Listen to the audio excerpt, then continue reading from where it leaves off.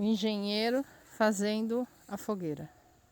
Primeiro a gente botou um eixo central com rolamento de bambu. Aí aqui a gente vai ter um outro rolamento que vai com a linha. Aqui nós temos um raio de 70, né? 90. Então a gente vai ter um diâmetro de 1,80.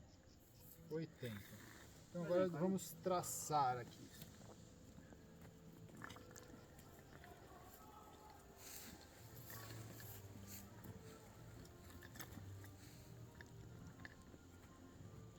Opa, espera aí, tem uma falha aqui no compasso.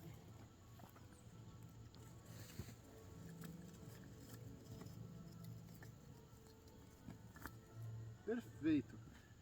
Essa aqui é a área, é o diâmetro da fogueira. Muito bem. O assistente diz que tá torto. O assistente está só assistindo.